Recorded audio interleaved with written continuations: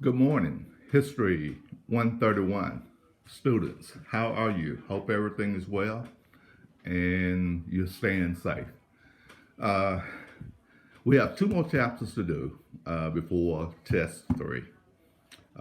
Make sure you use your study guide to prepare for the test, okay?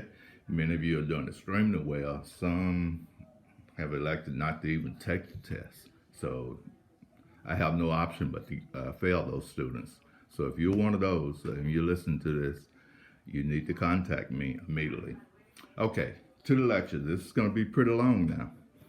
So, the Roman Empire uh, falls in, I think it's 476 AD.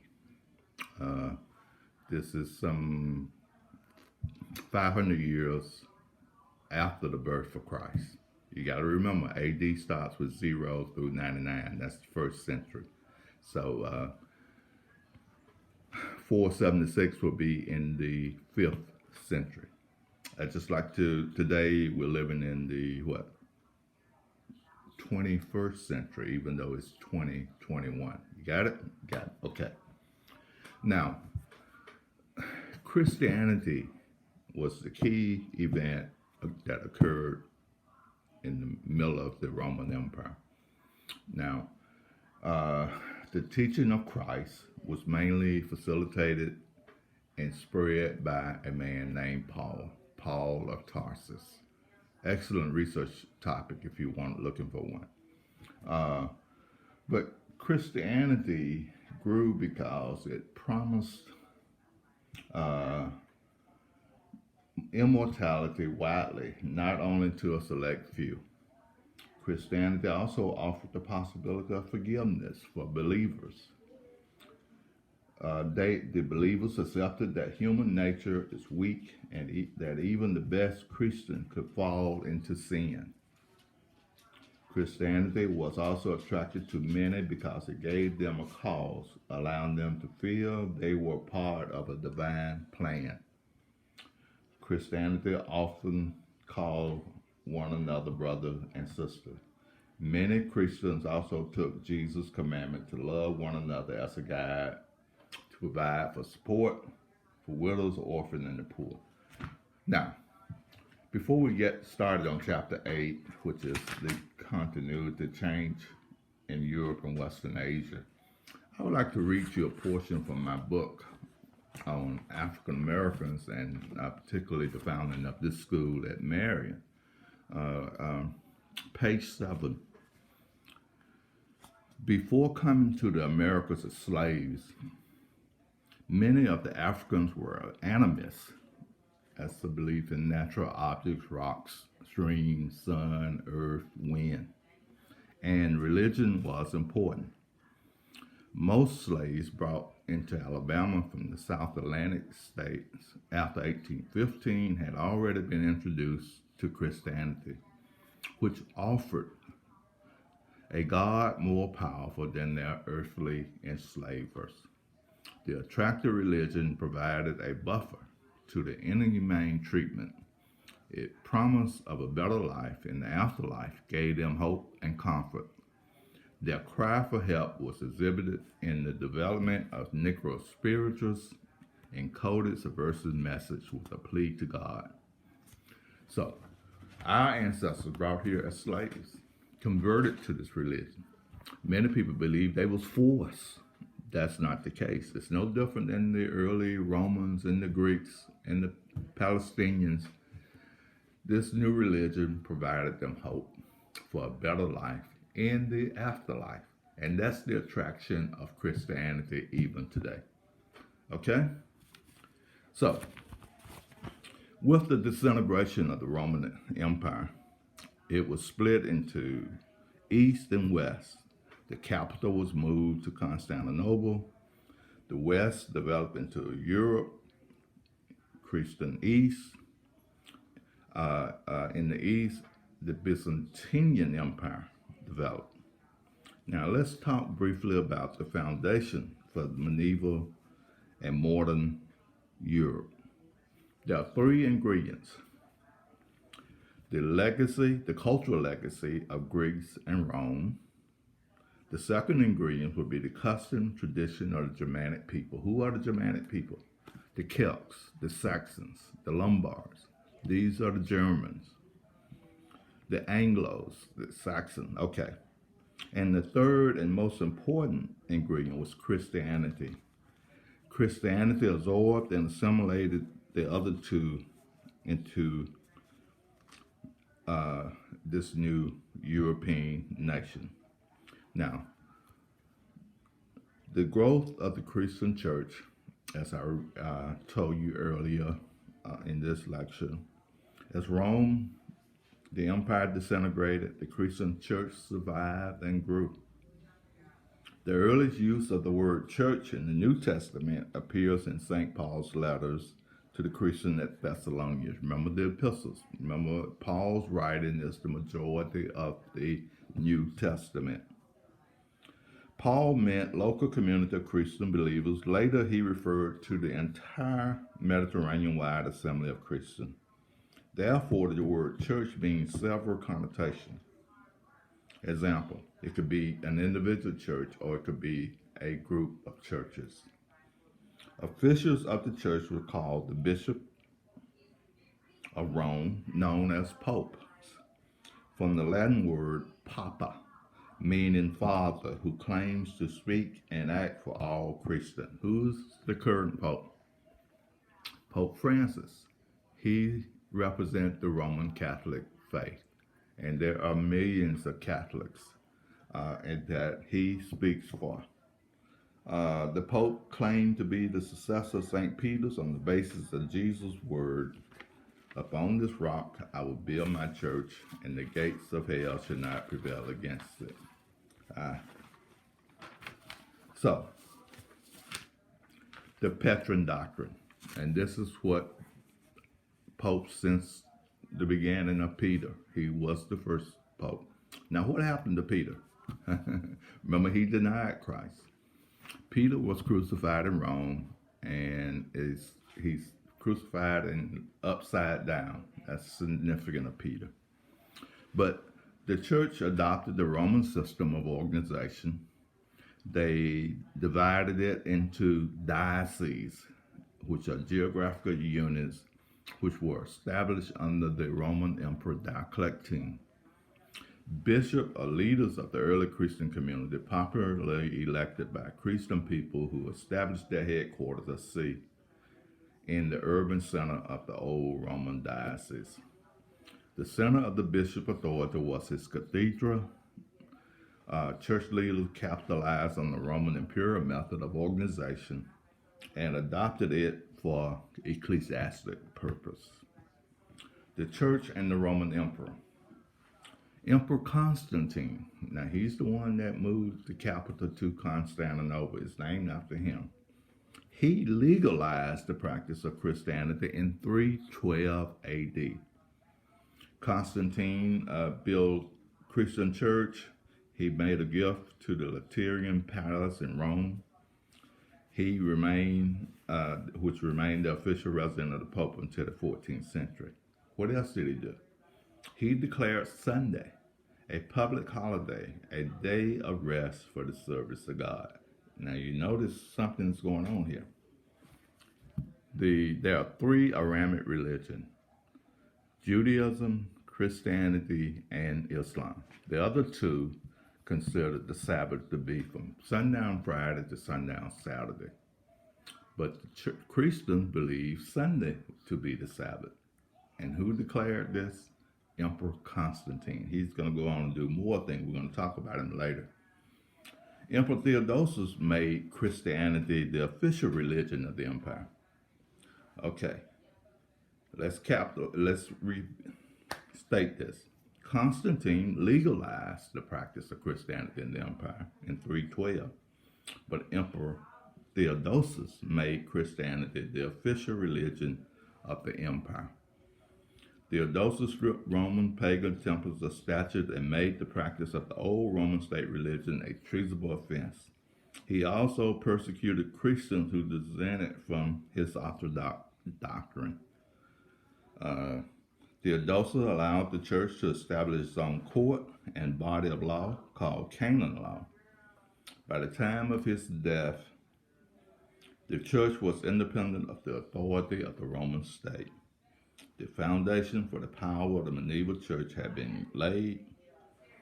However, theological disputes occurred in the 4th century particularly, frequently and sharply divided the Christian community. One disagreement had to do with the nature of Christ. Who was he? Arius, the priest of Alexander, denied that Christ was divine and that he had always existed with God the Father, two tenets of the Christian belief. Since Christ was the created, Arius reasoned he could not have been co-eternal with God. Christian branded Arius and his followers Arianism a heretic, which means denial of doctrine of faith. So, to resolve this issue of who was Christ and what was his nature, Emperor Constantine summoned a council of church leaders to Nicosia, Turkey, or in Asia Minor, to settle the dispute. The council produced the Nicene Creed, sometimes called the Apostle Creed, which defined their position that Christ was eternally begotten by the Father and of the same substance as the Father. Conclusion, they were one. The Holy Trinity, God, the Father, the Son, and the Holy Ghost. So when you pray, you can pray to God, you can pray to Yahweh, you can pray to Jesus. Christians believe Jesus was the same as God, the Holy Trinity. Now, Constantine not only saw the creed, the nature of Christ, but he also established the Sabbath day, which I just told you about Sunday. He also identified which books would go into the New Testament, and there were many that was left out. They agreed on the Gospels, and then they agreed on the epistles, and finally the Revelation of John, which is supposedly the last revelation received by Christians. Now, people believe that they receive revelation. One church in particular stands out as the Mormon Church. Joseph Smith up in upstate New York supposedly received the revelation. Elijah Poole Muhammad in South Georgia founded the Nation of Islam, supposedly received the revelation. But mainstream Christians believe that the revealing of Christ ended with John on the island of Patmos. Now, I'm not saying that other people don't receive revelation. Jesus or God has never spoken to me, but if you practice religion, you feel the Holy Ghost. Maybe. So, what else did Constantine did? He sent out Sunday school lessons and sermons to be preached throughout Western Europe and Asia Minor. So he is a key player in the dissemination of Christianity and the organization of the church that we still follow today. Even though some denominations still practice the old practice of the Sabbath day, Seventh-day Adventist one. They believe in the sundown Friday to sundown Saturday as the day of the Sabbath day. Also during this time period, church-state relations were established. Emperor Theodosius ordered Bishop Ambrose of Milan to hand over his cathedral and church. Ambrose said no. His statement served as the cornerstone of the ecclesiastic theory of state-church relation. Ambrose insisted that the church was independent of the state or emperor's jurisdiction. In matters relating to faith or church, the bishop was the judge of emperors, not the other way around. He stated, and Theodosius agreed, that the church was ultimately the superior power because the church was responsible for the salvation of all, including the emperor. when our founders here in America got here, they established a separation of church and state. The state cannot tell the church what to preach or teach, but unfortunately, the church believes it can tell the state how to govern. Strange conflict here. Separation of church and state, which starts with Bishop Ambrose and Emperor Theodosius. But the establishment of Rome as the headquarters of the church, with the removal of the capital from Rome to Constantinople, the Bishop of Rome exercised vast influence in the West because he had no competition. In the 5th century, the Bishop of Rome began to stress their supremacy over other Christian communities and urge other churches to appeal to Rome to resolve them. You got to remember now, there are no Baptists, there are no Methodists, there are no Lutherans. It's only the Catholic Church. Pope Leo I enhanced the prestige of Rome and the church when he met the advancing army of Attila the Hun and saved Rome from destruction. Pope Gregory I handled the problem pressing the city of Rome: floods, famine, plague, invasion by the Lombards. It was the Christian leader who filled the void of leadership rather than imperial administrators. This increased the prestige and influence of the church headquartered at Rome. Okay, now the church is organized. It has its book, the New Testament. The church had succeeded in assimilating pagan people, both German and Roman, to Christian teaching. So how did they do so? By following in the footsteps of Paul of Tarsus, a missionary policy. Early Christians sought to make their church faith Catholic, which means general, universal, worldwide. Following the example set by St. Paul, who urged Christians to bring the good news of Christ to all people, Jews and Gentiles. Missionaries ventured out all across Europe. Christianity began in Gaul, was due to that's France, was due to St. Martin of Tours. And of course, we just celebrated St. Patrick's Day. St. Patrick began the conversion in Ireland. St. Columba in Scotland. St. Augustine began the Christianization of the English when he succeeded in converting King Ethelbert and Kent, which was followed by mass baptism. Between the 5th and the 10th century AD, the great majority of people living on the European continent had accepted the Christian religion by baptism. Though baptism did not automatically transform people into Christian. Thus, missionaries concentrated their effort not on the people, but on the kings or the tribal chieftain. And once they converted, the king and the chieftain, mass baptism resulted. But a conscious effort to live according to the gospel messages was adhered to. Now, converting and assimilating are completely different. Assimilation was more difficult than converting. Missionaries pursued a policy of assimilation by stressing similarities of customs and belief between pagans and Christians. An example would be adopting the old pagan festival of Lupercalia into St. Valentine's Day. The winter solstice of the pagans was adopted as Christmas, the birth of Christ. The spring festivals were adopted as Easter, the resurrection of Christ. So this is how Christian religion began. Festivals, celebration, or holidays began.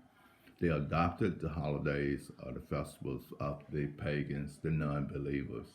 By doing so, they were able to convert the Celts, the Saxons, the Lombards, the Europeans. Now, we also see the rise of what we call the penitential system, not the jail, and more immediate impact on non-converted masses.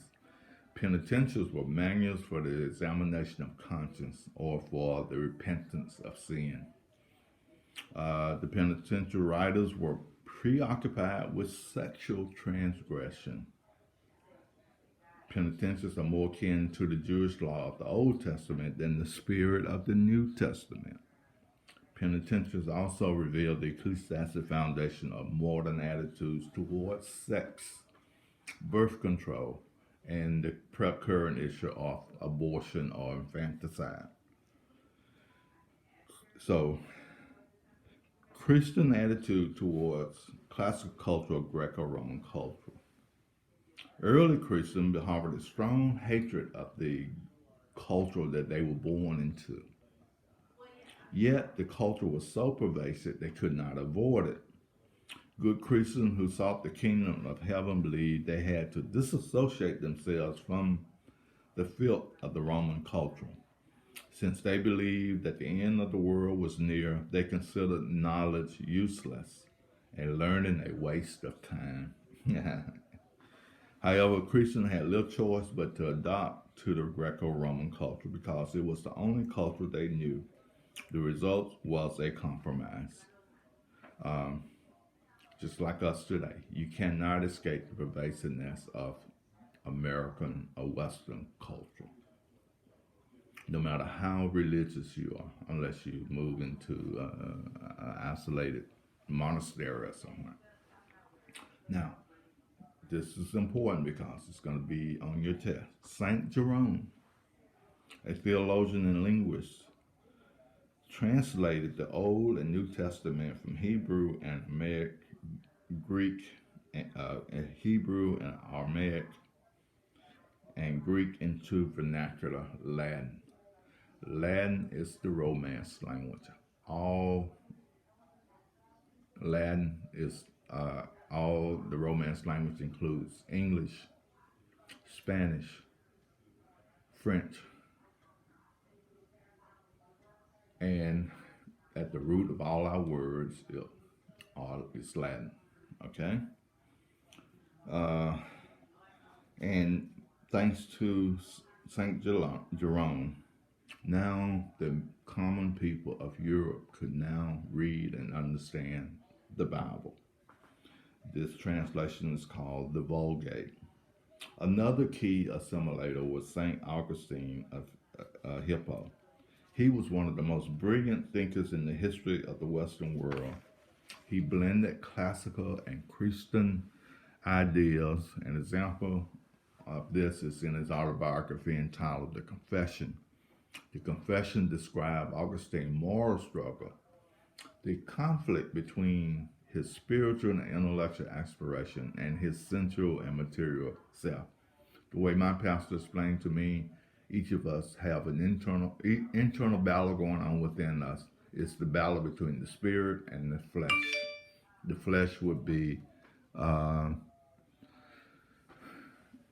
greed, sexual lust, other things. But the spirit, this conflict occurs. Augustine also contributed on the nature of the church that arose around the Donatus Heretic movement. Augustine responded with a treaty on baptism and against the Donaticus. When the Visigoths conquered Rome in 410, horrified pagan blamed the disaster on the Christian. Augustine responded by writing another publication called The City of God, which presents a moral interpretation of the Roman government and of all history. According to St. Augustine, history is the account of God acting in time. Augustine used Roman history as evidence to defend Christian theology. He assimilated Roman Christian history into Christian teaching. So you see the role that St. Jerome and St. Augustine plays in the assimilation and the conversion of the pagan Europeans. Another thing that arose during this time was the monasticism, people isolating themselves from what they considered to be the filth of the Roman culture. The monasticism began in the East. By the 5th century, it had spread throughout Europe. But there they started the Association of Monasticism with Scholarship and Learning. They also uh, adopted women who had played a major role in the continuation and the spread of Christianity into establishing monastery for the nuns to devote yourself solely to the teaching and learning of Christ.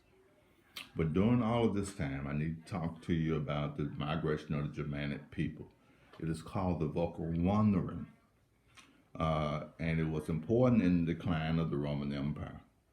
Overpopulation and resulting food shortage probably caused the migration. But probably the primary stimulus for this gradual migration was the Roman frontier, which offered service in the army and work for pay around the campus. No different than today. People are migrating where there are opportunity, jobs, and a better means of furthering improvement in their lives. We see it on our border with Mexico, people coming from Central America, leaving harsh conditions, trying to build a better life. This is history, continuation of history. It's nothing new. As they continued, they conquered as they went on. Now let's look at this Germanic society. The Germans replaced the Romans as rulers of most of the European continent, and Germanic custom and tradition formed the basis of this new European society. The German had no notion of the state.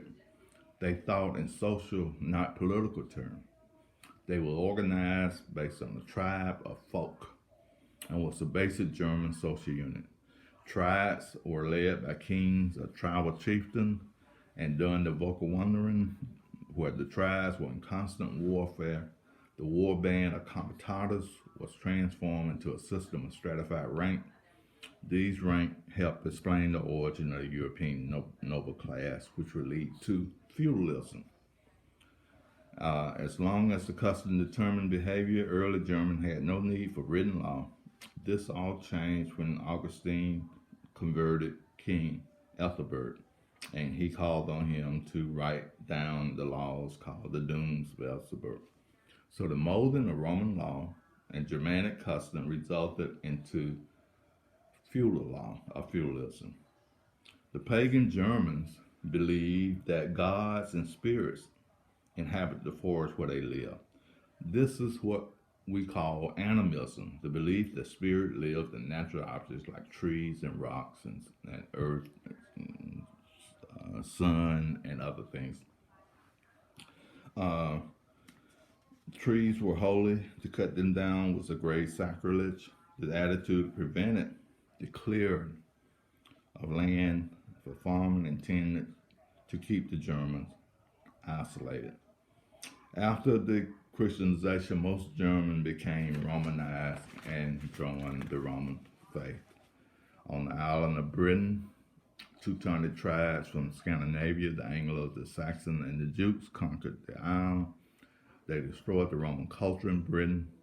Tribal customs superseded Roman law under pressure from the Vikings, the invasion from the north, the Nordic. The Britain and Germanic people were molded together under the leadership of King Alfred, not King Arthur, King Alfred. In the east, though, the Byzantine Empire was established. Emperor Constantine had tried to maintain the Roman Empire, but during the 5th and 6th century, the western and eastern half drifted apart. The Latin Christian culture was bequested to the west. The Byzantine culture centered at Constantinople was dominant in the east. The Byzantine Empire maintained a higher standard of living. They banded together with the Muslims as preservers of the wisdom of the ancient world.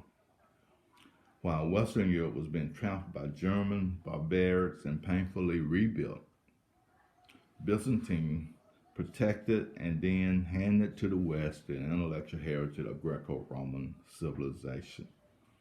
The church differed considerably in the Byzantine East and the Germanic West. The church in the West grew away from the empire and became involved in the social and political affairs of the West. In the East, the emperor looked on religion as a branch of the state. In the East, holiness often touched marginal persons as monks, prostitutes, and soldiers. In the West, believers was concentrated in cathedrals, monasteries, or shrines. The emperor dominated the patriarch as the head prelate of the Eastern Church, where the West, the bishop or pope, was elected by the Christian community. The East, similar to the West, was threatened by external invasion and internal conflict. Tribes such as the Avars, Slavs, Sassanid, Persian, and Arabs threatened the Byzantine Empire. Internally, the iconoclast dispute threatened the church in the East. This controversy arose over icons, same as apps today on our phone,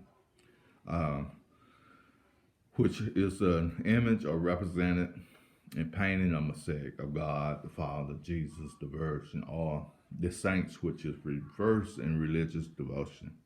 The iconoclasts, those who favored destruction of image, argued that people were worshiping the image itself rather than what is signified. This is, they claim, constituted adultery, which prohibited the worship of graven image in the 10th commandment. Emperor Leo III ordered the destruction of images, cathedrals, and everything else. Finally, around 843, this controversy ended and icons were restored. Now you can wear your cross or have a painting of the Virgin Mary. Something else I need to point out to you is the Justinian Code, which would be on your test. The code was a major contribution to the body of law, published in 529 by Emperor Justinian. It is the backbone of the Corpus Juris Civilis, or the body of civil law, which is the foundation of law for nearly every modern European and Western nation, including the U.S. Think about it. If you commit a crime, you go to court, you're in criminal court. If you defraud someone, you go to civil court. Civil court, criminal court. They're two different. But the Justinian